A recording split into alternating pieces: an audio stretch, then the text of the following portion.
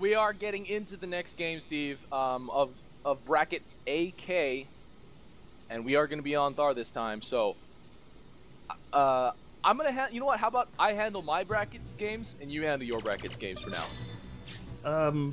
Okay. Whoops, pause. Did you And pause 20, the time? Yeah, I got it. Stupid I got happy it too. saucer shooting sound again, but I always keep pausing right when he's not, like he's shooting, but I get it in between the shot. So yay. No, you get everything then, don't you? No. Except for the damn viewers, because everyone's over there with you right now. 70 of you people don't want to watch over on me, where there's also exclusive giveaways going on during these matches as we're broadcasting them. I'm clearly more sexy, Steve. You're not even on the damn stream. I can at least see if you have a webcam on. You don't have a damn camera on your stream. I'm in a freaking suit, man. I'm in a suit and a tie, and I got a doggy cam. Yeah, I'm wearing a freaking suit and a tie for this, man. That's how serious I'm taking this. I gotta watch your archive, man. I will watch your archive, I promise you. But right now, Happy Death, saucer sound is in my ears, so if we can get this going so my viewers don't go crazy, I'd appreciate it. Alright, so here we go, guys. We are on our best of 3. Kumi is up 1-0 and is on match point. If he wins this match, he is in the finals, competing for that grand prize and the tournament cup. Happy Death on the meanwhile, this is a critical game for him. If he cannot win this one, he is out of the contention for that finals. He will be knocked down into the 3rd place match, so he has to win this match no matter what. He is once again going to take that Gothic Saucer. The Saucer's pretty much been working for him all day. I guess he figures, you know, why change it if it's been working for the most part.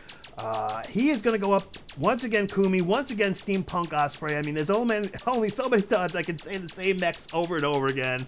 So, Mechanic Pilot, Beppo Pilot, same loadouts. I mean, there's really nothing new to say here other than the fact that we are on Thar, unless you have anything you can throw in that's unique here, man.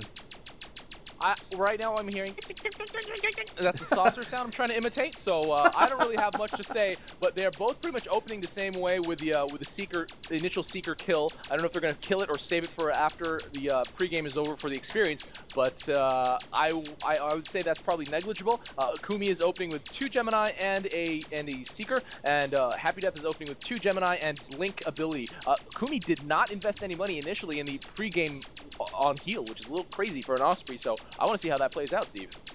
I do as well, but consider the fact that we're talking Thar, it's typically a long time before these two in a 1v1 situation even really run head into each other. So that's probably why he figures that it's more worthwhile to save off of the heal at the beginning and put it towards an extra unit instead. That's a good point. That's a good point. All right, guys, so we will get started in 3, 2, 1, go. So here we go, ladies and gentlemen. Welcome back to the AirMech Strikedown 1v1 tournament, sponsored by Carbon Games, presented by Grizzly Wings, hosted by RUI and OPTV Live. We are ready to go. RUI is ready to go. Our introductions are done. RUI, are you ready to rumble? Ready to rumble, ready to roll, ready to see how this plays out. Kumi going straight for mid, while Happy Death going for his close first. Mid first is very, very powerful on guard, but you do have to watch out and be careful for the, you know, wherever your opponent opens, sometimes, especially in this specific situation, Happy Death might be able to just roll all of his tanks directly toward Kumi's mid after he takes it and just overrun him with the amount of units that he has. That is true, and now Kumi just brought up that heal ability, so like I said, he wanted to have those extra units out on the field first for the damage and the extra support. That Seeker was actually critical for him right there, since the fact that he had that Seeker down, it chased Happy Death out of there. He couldn't stay long as a Saucer, and he still got the heal on when he needed it, but that Seeker was already there before he needed it, and I think it worked out very much in his advantage. Yeah, right now Kumi is way ahead at mid, though. I mean, the number of the Happy Death's tank positioning for taking this close is really, really strange. I guess he put them up in that crevice to prevent any potential harassment. Oh, man! Happy Death almost doesn't make it back to his outpost. He was completely out of energy. He had neutral missiles chasing him down from those Seekers. All the missiles hit. He was down to, I thought that last missile that was going to hit him was actually going to kill him. It was almost a death just from an overextension.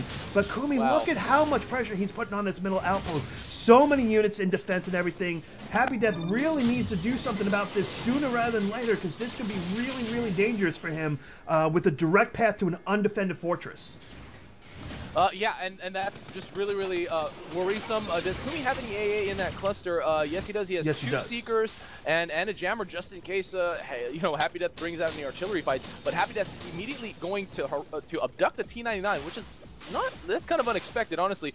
Kumi scouting the fort, does realize there is nothing. Now he just have to make a decision. Where does he want to go? Does he want to go for a Y push? Does he want to go for a D push? Does he want to use V pathing at all? That Gothic Saucer looks really cool, especially when it's carrying a unit. But now, and Happy Death total random thought.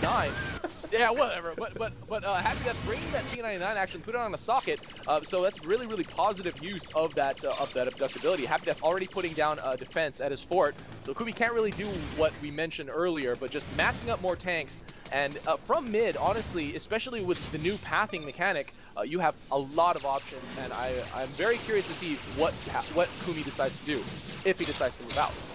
He is, and that kind of goes to what we say too. Like sometimes if you give too much space to your opponent, they can start building up, starting to defend. Happy Death with the cheese. Happy Death with the cheese. With the mortars. Oh, but Kumi responds immediately. Wow. Able to kill one of the Mortys, and Morty has been nerfed, courtesy of Air Met Council. You're welcome. but yeah. Shameless plug.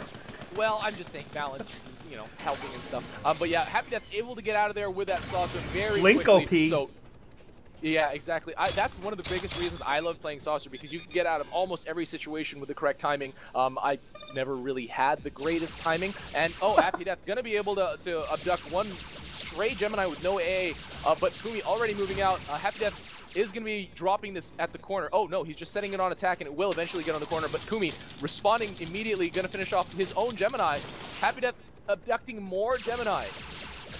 Yeah, this is what Happy Death... This is what Happy Death was doing during that during his matches with the Saucer, and it just really got to a point where it was just so much for some of the people that I was playing against that they just couldn't keep up with it, because between the constant harassment and the constant abductions, the other person never gets an opportunity to even do anything because they're just constantly responding. They're being reactive instead of proactive. And it really just put Happy Death in a great situation, and he's doing the same thing again. He's building up a sizable army, keeping it in a good position where it's not going to take any early damage, getting those rollers in the front so that way it can push through, and all during the meantime using that Saucer ability to just harass, steal, and just drive your opponent crazy.